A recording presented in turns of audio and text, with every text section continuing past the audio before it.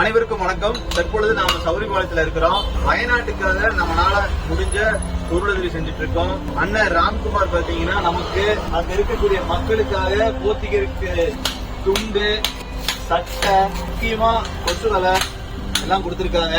அதே போல நாம சேலை எல்லாம் பேக் பண்ணிட்டோம். குழந்தைகளுக்கு உண்டான அங்க இருக்கக்கூடிய பெண் பிள்ளைகளுக்கு துணி எடுத்து வச்சிருக்கோம். அது இப்ப எடுத்து பேக் பண்ணிடுவோம் கொஞ்ச நேரத்துல. அண்ணன் தான் ராம்குமார், அவருடைய ஸ்பான்சர்ல தான் இந்த ஒரு மூட்டை போகுது.